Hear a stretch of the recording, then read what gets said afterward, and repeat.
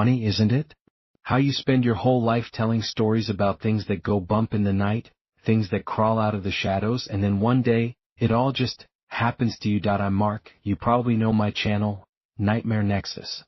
10 million subscribers, going strong. I tell stories. Mostly true ones, submitted by people who've seen things that I've always been good at making them sound real, making you feel that cold dread. Never thought I'd be submitting my own. This whole thing started, I guess, a few months back, right after I moved into that co-working space in downtown Austin, the Collective on Congress Avenue. You know the one? Big glass building, all sleek lines and exposed concrete inside. Lots of startups, freelancers, the usual Austin crowd. I'd snagged one of the smaller private pods, tucked away in the back, perfect for recording. Soundproofing was decent, and the big window overlooked a little internal courtyard, mostly just concrete and a couple of sad-looking succulents. It felt professional, a step up from my old setup in my apartment spare room. My days usually ran a pretty tight schedule. Scripting, recording, editing, dealing with the usual YouTube backend nonsense. And then there was Chloe. Chloe was a graphic designer specializing in branding for small businesses.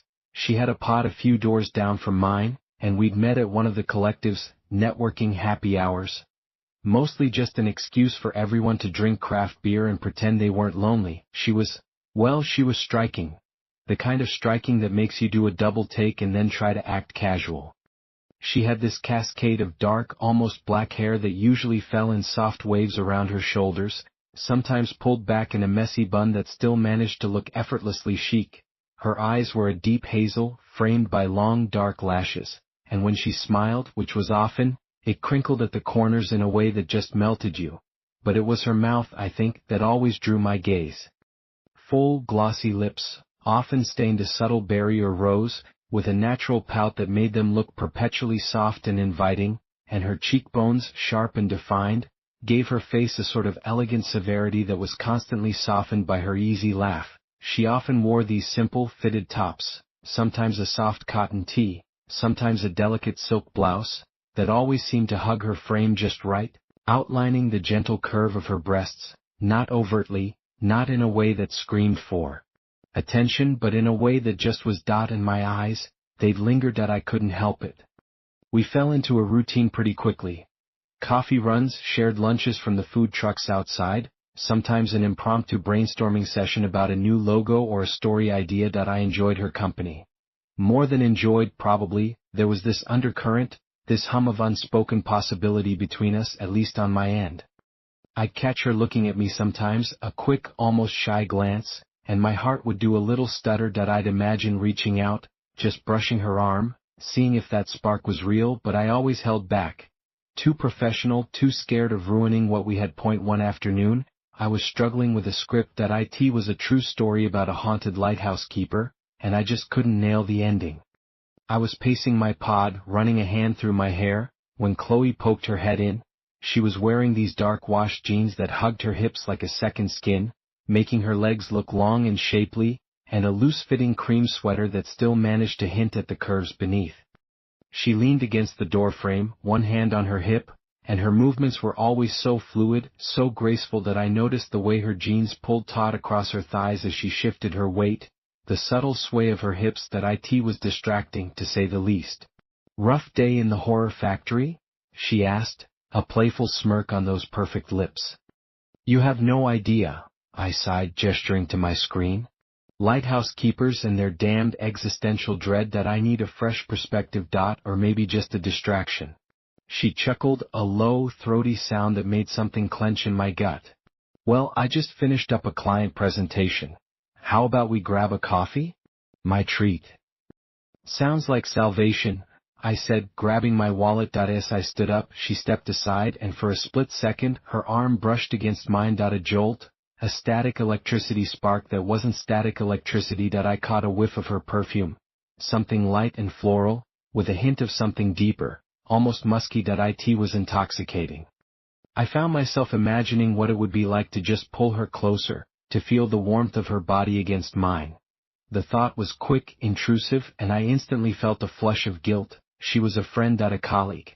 And yet, the desire was a physical ache. We walked down to the lobby coffee shop, the low hum of conversation and the clatter of cups a familiar backdrop. As we waited in line, I found myself glancing at her, taking in the way her dark hair cascaded over the collar of her sweater, the delicate curve of her neck, her bare ankles were visible above her stylish sneakers, and I noticed how slender they were, almost fragile. She was talking about a new client, her hands gesturing animatedly, and I found myself only half listening, my mind drifting to less professional thoughts. That's when I first saw him, that he was sitting at one of the small round tables near the window, nursing a half-empty mug that he didn't look like he belonged. Most people in the collective were young, dressed in smart casual tech wear or artsy and bohemian. This guy was different, that he was older, maybe late 50s, early 60s. His suit, a drab gray, looked like it had been bought off the rack decades ago and hadn't quite fit since. Too baggy in the shoulders, too tight across the stomach. His hair was thin, slicked back, a greasy sheen under the overhead lights. But it was his eyes that really got me. They were a pale, almost colorless blue, and they were fixed on us, or rather, on Chloe. It wasn't a quick glance or a passing observation. It was a stare. Unblinking, intense, like he was trying to decipher a complex equation. I felt a prickle of unease. Chloe thankfully hadn't noticed. She was still talking, laughing, her head tilted back slightly, exposing the smooth line of her throat. My eyes flickered to her chest, the way her sweater gently rose and fell with her breath, and then back to him. His gaze hadn't shifted. It was making my skin crawl. "Everything all right?" Chloe asked, noticing my sudden silence. I forced a smile. "Yeah, just zoned out for a second. Long day." I subtly tried to angle myself between her and the man, but he was still there, a static presence. We got our coffees and found a table further away, tucked into a corner. I tried to shake off the feeling, to focus on Chloe, on her animated stories about difficult clients and quirky branding ideas. But every now and then, I'd steal a glance over my shoulder. He was still there, still staring, not at me but at her. The way her dark hair framed her face, the way her hand gestured as she spoke, the subtle movements of her body. It was unnerving. Later that evening, as I was packing up, I saw him again. He was standing by the main entrance, just inside the automatic doors, looking out at Congress Avenue. He wasn't doing anything, just standing, like a statue. His hands were clasped behind his back, and his head was slightly tilted. It was late, past 7, and the co-working space was emptying out. Most people had already left. It felt too quiet. I sped up my packing, a strange urge to get out of there washing over me. As I walked past him, I felt his eyes on me. I didn't dare make eye contact. I just kept walking, my heart thumping a little faster than usual. When I reached the doors, I glanced back quickly. He was gone. Just vanished. The lobby was empty. The cleaning crew hadn't arrived yet. I told myself I must have just missed him walking out, but the speed of his disappearance felt unnatural. The next few days, I tried to brush it off. Austin's a big city, full of all kinds of people. A weird old guy staring isn't the end of the world. But then I started seeing him more often. In the communal kitchen, he'd be sitting at a table, not eating, just watching. In the elevator, he'd stand in the corner, silent, his pale eyes flickering over me. He never spoke, never made a sound beyond the rustle of his ill-fitting suit. He just was. One morning I was recording a new episode. It was a particularly gruesome tale about a forgotten asylum, and I was really getting into it, modulating my voice, building the tension. I had my headphones on, my mic set up, and the webcam was running. Midway through, I heard a faint scratching sound like fingernails on wood, coming from just outside my pod. I paused, pulling off my headphones. Nothing. Just the muffled hum of the building. I shrugged, put my headphones back on, and resumed. A minute later, it happened again.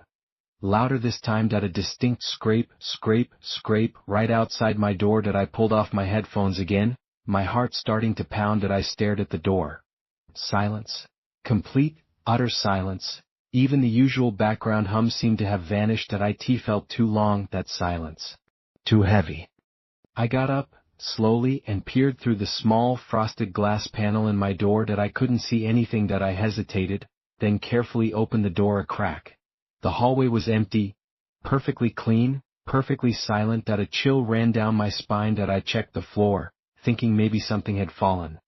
Nothing. I closed the door, feeling a knot of dread tighten in my stomach. I told myself it was just my imagination, fueled by the stories I was telling. Later that day Chloe came by my pod, a small stack of printouts in her hand. She was wearing a sleeveless sundress, a vibrant turquoise that made her skin look even more luminous. The fabric was light, clinging softly to her chest, and I could just make out the delicate straps of her bra beneath. Her shoulders were bare, smooth and toned, and her arms were slender. My gaze lingered on her collarbones, the slight hollow at the base of her throat. I felt a familiar surge of warmth in my gut, a desire that felt almost inappropriate given the unsettling events of the morning. It was a strange dichotomy, this visceral attraction mixing with the growing unease. "Hey," she said, a little breathless. "I just got these back from the printer. What do you think of the new logo concepts?" I took the papers trying to focus, but my eyes kept drifting to her. Her dark hair was pulled back today, revealing the elegant curve of her neck and the delicate studs in her ears. She had this way of leaning in when she talked, a subtle intimacy that made my pulse quicken. I found myself imagining tracing the line of her arm, feeling the warmth of her skin. "They look great, Chloe," I managed, my voice a little rougher than I intended. "Really sharp, especially this one." I pointed to a design, trying to sound professional. She smiled, a genuine, open smile that made her eyes sparkle. "Thanks, I was really happy with how that one turned out." She shifted her weight, and I noticed the way her bare calves tensed slightly as she moved, the subtle ripple of muscle beneath her smooth skin. Her feet, in simple white sandals, had perfectly painted toenails, a soft pale pink. I found myself fixating on her feet, on the delicate arch, the way the straps bit into her skin. It was such a strange, almost obsessive thought, especially when my mind was still reeling from the unexplained scratching. We talked for a bit, and I found myself wanting to tell her about the man, about the scratching. But how do you bring that up without sounding crazy? "Hey, Chloe, I think there's a creepy old guy stalking us, and also, I heard weird noises outside my door." She'd laugh, or worse, she'd look at me with concern, and that would be even more embarrassing. So I kept it to myself, letting the unease fester. The next week things started to get weirder. My phone. I started noticing strange things with my phone. Sometimes when I go to unlock it, the screen would just flicker, a quick flash of static like an old TV. Other times I'd be in the middle of a call and there'd be a sudden burst of white noise, a harsh, grating sound that would last for a second or two before clearing. It happened mostly when I was in the collective, but once it happened when I was at home sitting on my couch just scrolling through Reddit. Then there were the comments on my YouTube channel. I get a lot of comments, obviously, trolls, fans, the usual, but a few started popping up that were different, cryptic. Asterisk, "He's watching you, Mark. Always." Asterisk, asterisk, "Don't look in the mirror." Asterisk, asterisk, "The reflection shows all." Asterisk. At first, I dismissed them as new, particularly edgy trolls. My channel deals with horror, so people try to be scary. But these felt different. They were always from new accounts, with no other activity, and they always disappeared within an hour or two. I'd refresh the page and they'd be gone. Like they were never there. I started to feel a growing sense of paranoia. I'd catch myself checking my reflection in windows and my phone screen, in the darkened monitors around the co-working space. I'd try to see if there was anything unusual. Nothing. Just my tired face staring back. One afternoon I was walking back to my pod after a quick lunch. The hallway was usually bustling, but today it was oddly quiet. I heard footsteps behind me, slow and deliberate. My heart jumped. I knew it was him. I could feel his presence, that cold, static energy. I didn't dare turn around. I just kept walking, faster now, my palms sweating. The footsteps kept pace. Just a few feet behind me. I reached my door, fumbled with my keycard, and then, just as I was about to swipe, the footsteps stopped. Dead silent. I swallowed, took a deep breath, and quickly swiped my card, pushing the door open. I practically dove inside, slamming. The door shut behind me. I leaned against it, breathing heavily, my eyes squeezed shut. When I opened them, I looked through the frosted glass panel. Nothing. The hallway was empty. My heart was pounding like a drum against my ribs. I felt like a trapped animal. I decided I needed to talk to Chloe. She was practical, grounded. She'd tell me I was being an idiot, that I was letting my own stories get to me. That's what I needed to hear. I walked down to her pod, my stomach churning with a mix of fear and that familiar, persistent desire. She was at her desk, engrossed in her work, a pair of oversized headphones covering her ears. She was wearing a simple white tank top today, the kind that was almost transparent in certain lights, and it clung to her chest in a way that made my breath catch. The delicate fabric outlined the soft swell of her breasts, and I found myself staring, my mind conjuring images that were entirely inappropriate. Her dark hair was loose, falling over her shoulders, and her lips were slightly parted in concentration that I felt a flush spread across my face, a mix of embarrassment and raw lust that it was like my body was betraying me, flooding me with these intense sensations at the worst possible time. I tapped gently on her doorframe. She jumped, pulling off her headphones, a startled look on her face. Then she saw it was me and a smile touched her lips. "Mark, you scared me," she laughed, a hand going to her chest that I noticed the way her fingers brushed against the fabric of her tank top, a small, innocent gesture that still sent a jolt through me. "Sorry," I mumbled, trying to compose myself. "Can I talk to you for a bit? Something's been bothering me." She tilted her head, her hazel eyes softening with concern. "Of course, come in." I sat on the edge of her visitor chair, trying to collect my thoughts. "It's probably nothing," I started, "but I've been seeing this guy around the collective, older, gray suit, pale eyes that he just stares." Chloe frowned. "Stares? Like creepy stares?" "Yeah, and I've heard weird noises outside my pod, my phone's been glitching, and I've been getting these really bizarre comments on my channel. They disappear after a while." I told her about the footsteps, about the man vanishing from the lobby. She listened patiently, her expression growing more serious. Her brow was furrowed, and she bit her lower lip, a habit she had when she was thinking hard. That I watched the way her lips moved, the slight pressure of her teeth against the soft flesh. "Mark," she said slowly, "are you sure you're not just a little stressed? You spend all day steeped in horror stories that can mess with your head." "I know, I thought that too," I said, running a hand through my hair. "But it feels different. That feels real." She sighed, then leaned forward, her elbows on her desk. The movement brought her slightly closer, and I could smell her perfume again, that intoxicating mix of floral and musk. Her top shifted, and I found my eyes drawn to the gentle curve of her cleavage, the subtle shadow between her breasts. My mind, unbidden, imagined reaching out, just touching the soft skin there. That I hated myself for it, for the way my body reacted, even as I was pouring out my fears. "Okay," she said, her voice softer now.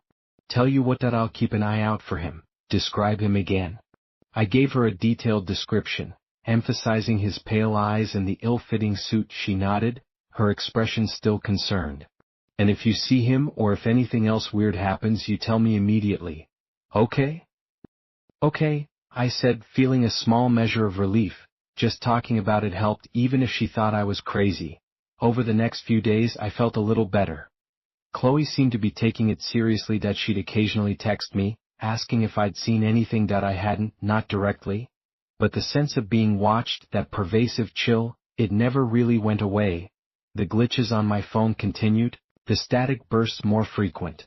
And the strange comments on my channel, though less frequent, still popped up, fleeting and unsettling. Then one evening I was leaving the collective, and Chloe was walking out with me. That we were talking about a new restaurant opening, and she was laughing, her voice light and musical. She was wearing a pair of form-fitting black leggings and a loose-fitting tunic that still managed to hint at her shape. Her movements were lithe, her hips swaying subtly as she walked. I found myself admiring the way her leggings hugged her thighs, emphasizing the strength and grace of her legs. That I felt a familiar heat rise in me, a purely physical reaction that, again, felt both exhilarating and shameful. As we reached the street, I heard it, that a faint click, like a camera shutter. That I froze. "Did you hear that?" I asked, my voice low. Chloe looked at me confused. "Hear what?" "A click. Like a camera." She shook her head. "No, I didn't hear anything. You're jumpy, Mark." She smiled, but there was a hint of worry in her eyes. That I scanned the street. That it was busy, people walking past, cars honking. Nothing seemed out of place. But I couldn't shake the feeling that I felt like I was being watched, being documented. Later that night, I was back in my apartment, trying to relax. That I was scrolling through my phone, checking social media, when I saw an email from an unknown sender. The subject line was blank. My heart started to pound. I hesitated, then opened it. There was only one attachment. A photo. I clicked on it, and my blood ran cold. It was a picture of me and Chloe, walking out of the collective earlier that evening. We were laughing, caught mid-stride, and in the background, just barely visible, partially obscured by a parked car, was him, the man in the gray suit. His pale eyes were fixed on us, and his mouth, it was stretched into a thin, unsettling smile. But that wasn't the worst part.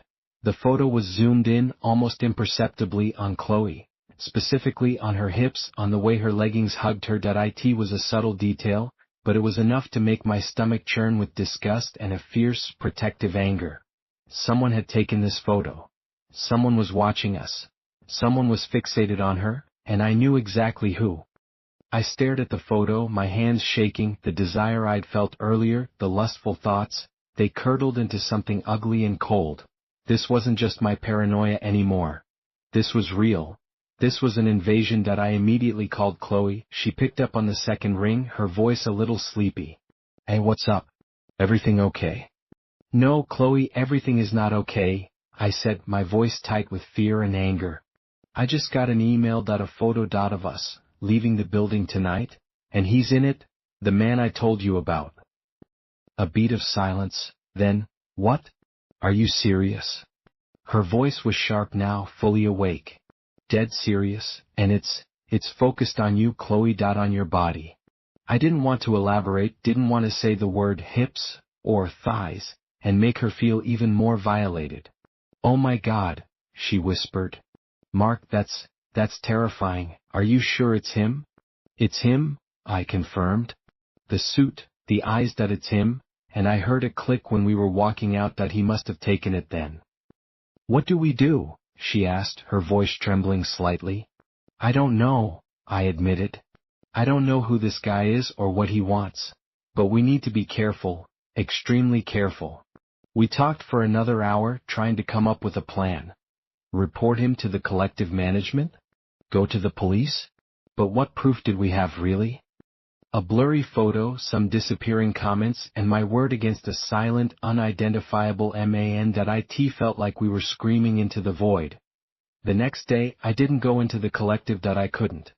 The thought of stepping foot in that building, knowing he might be there watching, made my skin crawl. Chloe agreed. She worked from home too. We kept in touch constantly, texting, calling. The fear was palpable between us, a thick, suffocating blanket. I spent the day pacing my apartment, trying to make sense of it all. Who was this guy? How did he get my email? How did he know where I lived? My mind raced, trying to find a rational explanation, but there was none.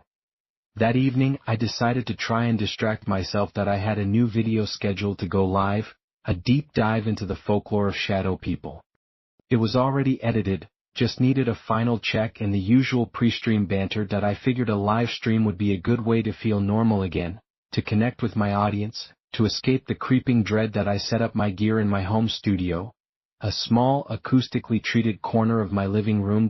My good microphone, my high-res webcam, the ring light. I logged into YouTube, saw the familiar chat window filling up with early birds. It was comforting, a return to normalcy. Chloe texted me just as I was about to go live. "Be careful, Mark. I have a bad feeling about this." "I'll be fine," I typed back, trying to sound confident. "Just need a distraction."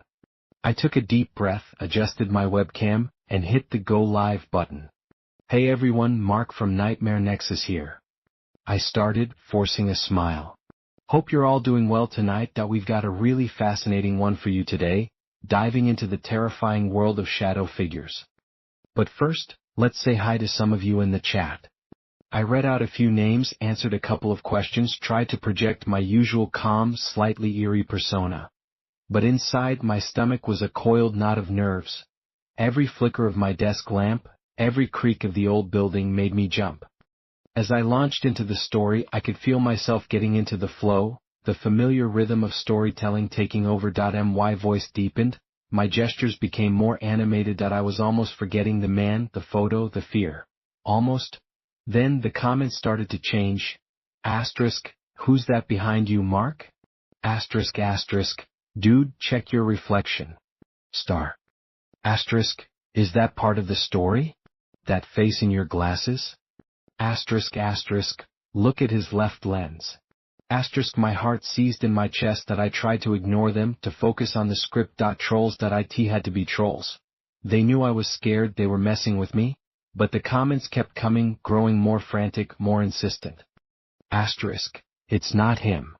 Asterisk asterisk, the other face. Oh my God, the other face. Asterisk asterisk, Mark, stop the stream. Asterisk, my hands started to shake, that I could feel the blood draining from my face, that I tried to glance at my monitor, at the reflection of my own face in the webcam, but I was scared, terrified of what I might see, that I forced myself to continue, my voice cracking, stumbling over the words. And they say that when the shadow person appears, you feel a profound sense of dread, a coldness that penetrates to your very bones. More comments flooded in, a torrent of fear and confusion. Asterisk, his eyes. It's in his eyes. Asterisk asterisk, it's staring at us through him. Star. Asterisk, the gray suit man. Asterisk, the gray suit man. My blood ran cold, that he was here, that he was in my apartment. How? I couldn't ignore it anymore. My eyes, almost against my will, darted to the small circular lens of my webcam, where my own reflection stared back. And then I saw it in the very center of my left eyeglass lens, a tiny distorted reflection. It wasn't my reflection. It wasn't a trick of the light. It was a face. A pale, gaunt face, thin lips stretched into that same unsettling smile from the photo, and those eyes, those colorless pale blue eyes, fixed not on me, but on the camera. On them. On my viewers. It was him. The man in the gray suit, reflected in my glasses, looking out at my audience. But he wasn't behind me. My studio was small, the wall was directly behind my chair. There was no space for anyone to stand there. No way he could have been physically present. My breath hitched. My entire body went rigid. I stared at the reflection, unable to move, unable to speak. The face in my glasses was so small, so subtle, yet so undeniably there. It was like he was looking through me, using my own eyes as a window. The chat exploded. People were screaming, typing in all caps, telling me to look, to run, to turn around. But I couldn't. I was frozen, locked in a silent, terrifying communion with that reflected face. Then, just as quickly as it appeared, it was gone. The reflection flickered, shimmered, and then it was just my own distorted face in the lens again. I gasped, a raw, choked sound, and instinctively reached up, tearing off my glasses. I threw them onto my desk, the lenses clattering against the wood. My hands were shaking so violently I could barely breathe. I looked at the chat. It was still a storm of panicked comments.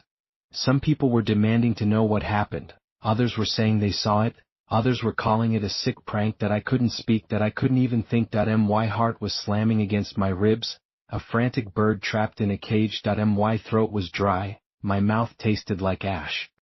I just stared at the camera, my eyes wide with terror. My usually composed, professional demeanor had completely shattered. My viewers were seeing me, Mark, the horror narrator, utterly and completely terrified. I reached out a trembling hand and slammed the end stream button. The screen went black, the chat disappeared. Silence. The apartment was utterly silent, too silent that I sat there for a long time, hunched over my desk, my head in my hands, trying to process what had just happened. That he was in my home, that he was in my stream, that he was in my eyes. That I eventually managed to call Chloe. My voice was a shaky whisper. I told her everything. She was quiet, listening, and I could hear her own shaky breathing on the other end. Mark, she finally said, her voice barely audible, you need to get out of there, now. Where do I go? I asked, desperation creeping into my voice. He knows where I live. He's everywhere. Just get out, she insisted. Come to my place. I'll pick you up. Just pack a bag and be ready. I agreed, numbly. I packed a small duffel bag, my movements slow and mechanical. Every shadow in my apartment seemed to writhe, every creak of the floorboard sounded like footsteps.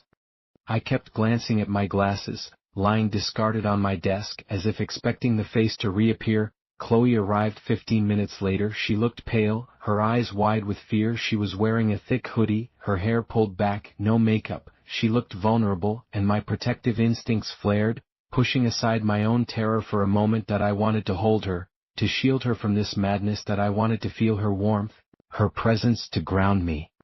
We drove in silence to her apartment. The city lights seemed harsher, the shadows deeper. Every car that pulled up behind us, every pedestrian we passed, felt like a potential threat. My paranoia was at an all-time high. Her apartment. She made us tea. We sat on her couch, the silence heavy between us. She occasionally glanced at me, her eyes filled with a mixture of fear and concern. I could still see the image of that face in my glasses, burned into my retina. "What was it, Mark?" she finally whispered, her voice trembling. "What did you see?" I recounted the experience again, the horror fresh in my mind. She listened, her hands clasped tightly in her lap. Her bare feet, with their pale pink nails, were tucked beneath her on the couch, looking small and fragile. I found myself staring at them, at the delicate arch, the way her toes curled slightly. It was a strange, almost dissociative moment, my mind fixating on something so mundane and intimate in the face of such overwhelming terror. It was a distraction, a desperate attempt to anchor myself to something real, something human. "I don't know, Chloe," I said, my voice hoarse.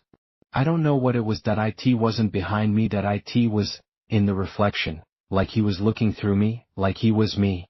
She shuddered. That's not possible, Mark. Is it?" I challenged, my voice rising slightly.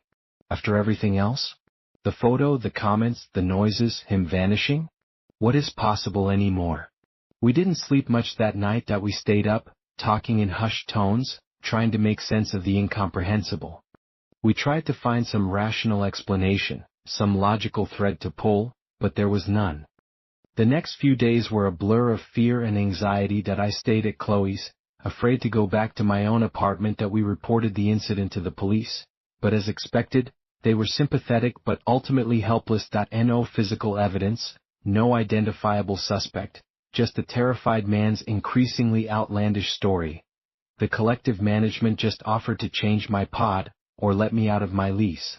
They couldn't explain the man or his presence. He wasn't on any of their membership lists. He wasn't a guest. He was just there. My YouTube channel was in chaos. The last stream had gone viral, not for the story but for the incident. The clip of the reflection in my glasses was everywhere. Some people believed me, others called it a hoax, a brilliant piece of performance art. I didn't care about any of it. All I cared about was that face. Chloe was a rock. She stayed with me, her presence a constant comfort. But even with her, the fear was a constant companion. We'd be sitting on her couch, watching a movie, and I'd catch her staring at her own reflection in the darkened TV screen, a flicker of fear in her eyes. The thought of him watching still lingered. One afternoon, a few days after the stream, I was alone in Chloe's apartment. She'd gone out to pick up some groceries, insisting I stay put. I was sitting at her kitchen island, trying to distract myself by scrolling through my phone, when I noticed something odd. A photo. My camera rolled. A photo I didn't remember taking. I tapped on it, my heart starting to pound. It was a picture of Chloe. She was asleep on the couch, curled up, her dark hair fanned out around her head. She looked peaceful, vulnerable. The photo was taken from a strange angle, almost from above, looking down on her. Her white tank top was slightly askew, revealing the delicate curve of her shoulder and the soft rise of her chest. Her bare legs were tangled in a blanket, one knee bent, exposing the gentle curve of her inner thigh. It was an intimate photo, too intimate, and I hadn't taken it. I knew I hadn't. But then, a chilling thought. I had been in her apartment. I had been sitting there. I had been looking at her. Had I taken it subconsciously? Had my own intrusive desires, my own unsettling fixation, manifested in this way? The thought was almost as terrifying as the man in the gray suit. Was I becoming him? Was his presence corrupting me, making me capable of such a violation? My hands started to tremble again. I deleted the photo immediately, my stomach churning with self-loathing and fear. I looked around the apartment, a new kind of dread settling over me. Was I safe here? Was Chloe safe with me? When Chloe came back, I didn't tell her about the photo. I couldn't. The shame, the confusion, the fear that it was somehow my fault, that I was becoming a monster, was too much. We eventually moved out of Austin. Both of us. We couldn't stay. The collective, the streets, even our apartments, they all felt tainted. Watched. We moved to a different state, started fresh. I shut down Nightmare Nexus for a while. I just couldn't tell horror stories anymore. The line between fiction and reality had blurred too much. Chloe and I were still friends. Close friends? But something has changed. There's a distance now, a subtle shift. The unspoken attraction, the sexual tension, it's still there, a simmering undercurrent. Sometimes when she's talking, animated and vibrant, I still catch myself staring at her lips, at the curve of her hip, at the way her dress clings to her. And I feel that familiar rush of desire, that visceral ache, but it's always quickly followed by a cold wave of guilt, of fear. I see that photo in my mind, that intimate, violating image, and I wonder if it was him, somehow planting it there. Or if it was me. If the horror, the true horror, wasn't just external, but internal. A seed planted in my own mind, twisting my own desires into something dark and unsettling. I still check my reflections. In every window, every mirror, every screen. I still look for that other face, and sometimes, in the corner of my eye, in the briefest flicker of light, I think I see it, just a glimpse. A pale, smiling face looking back at me. Or through me, and I know with a chilling certainty that he's still out there. Or maybe he's still in here, and he's still watching. Always.